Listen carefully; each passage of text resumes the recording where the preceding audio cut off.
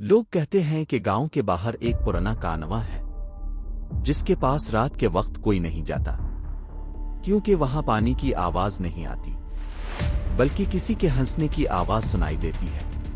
اور سب سے خوفناک بات، جو بھی اس کانواں کے پاس گیا وہ تو واپس ہی نہیں آیا، پھر واپس آ کر پہلے جیسا نہیں رہا۔ گاؤں اور پرانا کانواں پاکستان کے ایک پرانے گاؤں کے قریب ایک ویران جگہ تھی۔ وہاں مٹی کا ٹوٹا ہوا راستہ تھا، چند سوکھے درخت تھے اور ان کے بیچ ایک بہت پرانا کانواں۔ یہ کانواں شاید 100 سال سے بھی زیادہ پرانا تھا۔ اس کی اینٹیں ٹوٹ چکی تھیں، دیواروں پر کائی جمی ہوئی تھی اور اندر ایسا گہرا اندھیرا تھا کہ اگر کوئی روشنی بھی ڈالے تو نیچے کچھ صاف نظر نہیں آتا تھا۔ گاؤں کے بوڑھے لوگ کہتے تھے کہ یہ جگہ عام نہیں ہے۔ ان کا کہنا تھا کہ بہت سال پہلے یہاں ایک قافلہ رکا تھا اور اس رات کے بعد اس کانواں کے پاس عجیب واقعات ہونے لگے۔ رات کے وقت یہاں سے کبھی ہنسی کی آواز آتی، کبھی کسی کے قدموں کی، اور کبھی ایسا لگتا جیسے کوئی پانی میں چھلانگ لگا رہا ہو۔ اسی لیے گاؤں کے لوگ مغرب کے بعد اس راستے پر آنا چھوڑ دیتے تھے۔ نوید کی رات۔ اسی گاؤں میں ایک نوجوان لڑکا رہتا تھا جس کا نام نمیت تھا۔ نوید بہادر تھا لیکن ساتھ ہی بہت ضدی بھی تھا۔ ایک رات وہ قریبی بستی میں اپنے ایک دوست کے گھر گیا ہوا تھا۔ گفتگو کرتے کرتے دیر ہو گئی اور جب وہ واپس نکلا تو رات کافی گہری ہو چکی تھی۔ راستہ سنسان تھا، ہوا ٹھنڈی چل رہی تھی اور دور کہیں کتوں کے بھونکنے کی آواز آ رہی تھی۔ نوید تیزی سے چل رہا تھا کیونکہ وہ جلد گھر پہنچنا چاہتا تھا۔ کچھ دیر بعد اچانک اسے شدید پیاس محسوس ہونے لگی۔ اس نے اپنی جیب ٹٹولی مگر اس کے پاس پانی نہیں تھا۔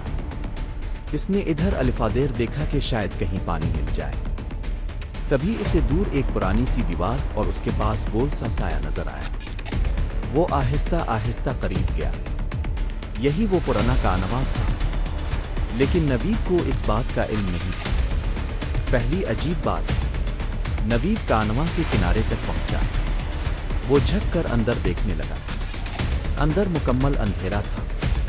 اس نے موبائل کی ٹارچ آن کی اور روشنی اندر ڈالی۔ روشنی نیچے گئی مگر ایسا لگا جیسے اندھیرا روشنی کو نگل رہا ہو۔ اچانک ٹپ کچھ پانی میں گرا۔ نوید چونک گیا۔ اس نے دوبارہ غور سے دیکھا مگر کچھ نظر نہیں آیا۔ اس نے سوچا شاید کوئی پتھر گر گیا ہوگا۔ وہ پانی نکالنے کے لیے کوئی ڈول ڈھونڈنے لگا مگر وہاں کچھ نہیں تھا۔ تبھی اچانک اندر سے ہلکی سی ہنسی کی آواز آئی۔ نوید کا جسم سن ہو گیا۔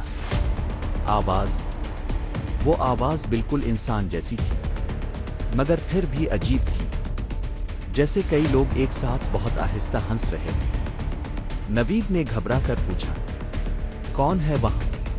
چند لمحے مکمل خاموشی رہی، پھر اچانک ایک آواز آئی، اتنی جلدی جا رہے ہو؟ نوید کا دل زور زور سے دھڑکنے لگا۔ اس نے ادھر الفادیر دیکھا مگر وہاں کوئی نہیں تھا۔ پھر آواز آئی، اتنی دور آئے ہو، اب ملے بغیر جاؤ گے؟ یہ آواز کانواں کے اندر سے آ رہی تھی۔ خوف کا آغاز۔ اچانک ٹھنڈی ہوا کا زوردار جھونکا نکلا۔ نوید کی موبائل لائٹ بند ہو گئی۔ ہر طرف اندھیرا پھیل گیا اور پھر اسے محسوس ہوا جیسے کوئی اس کے بالکل پیچھے کھڑا ہو۔ نوید نے آہستہ سے پیچھے دیکھا مگر وہاں کوئی نہیں تھا۔ پھر اچانک اس کے کان کے قریب سرگوشی ہوئی۔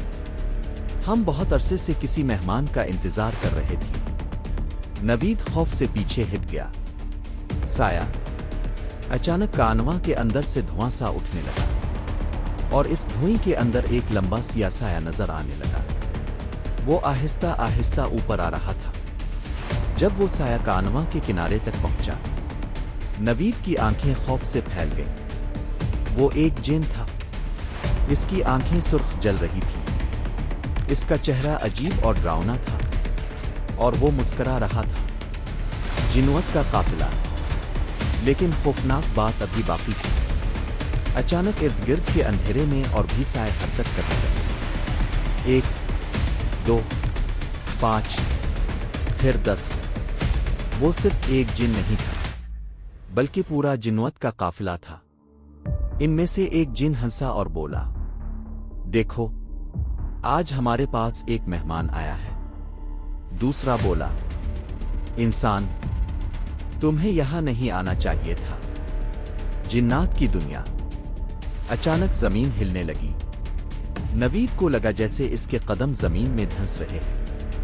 इसके बाद सब कुछ अंधेरा हो गया। जब उसने आंखें खोली, वो एक अजीब जगह पर था।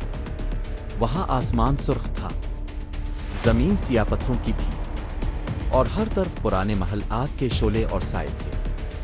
वो जिन्नात की दुनिया थी, खौफनाक खेल। जिन्नात ने नवीद को घेर लिया। कभी वो अचानक गायब हो जाते, फिर उसके पीछे आकर हंसने लगते, कभी उसके सामने अजीब शक्लें बना लेते। एक जिन बोला, इंसान, तुम्हें लगता था हम सिर्फ कहानी है। दूसरा हंसा, आज हम तुम्हें दिखाएंगे कि हकीकत क्या होती है। नवीद खौफ से कांप रहा था। दोस्त जिन। इसी दौरान एक जिन बाकियों से मुख्तलिफ था। वो खामोश खड़ा था। इसकी आंखें सुर्ख नहीं थीं। वो नवीद के पास आया और इसे पानी दिया। फिर आहिस्ता बोला, तुम गलती से यहां आ गए हो? नवीद ने उम्मीद से पूछा, क्या तुम मेरी मदद कर सकते हो? जिन ने कहा, मैं कर सकता हूं, लेकिन शर्त यह है कि तुम वापस जाकर किसी को इस जगह के बारे में सच ना बताना। नवीद फौरन मान गया। वापसी। वो जिन नवीद को वापस कानवा के पास ले आया। सुबह होने वाली थी। इसने कहा, याद रखना, हर चीज मजाक नहीं होती। और फिर वो गायब हो गया। आखिरी राज। सुबह जब नवीद गांव पहुंचा तो सब हैरान थे।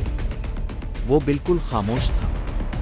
इसने सिर्फ एक बात कही, कभी इस कानवा के पास मत जाना।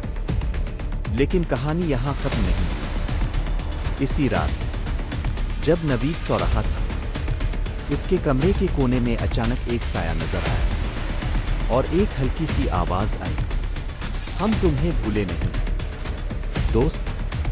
और नवीद ने देखा, वही दोस्त जिन इसके कमरे में खड़ा मुस्करा रहा था।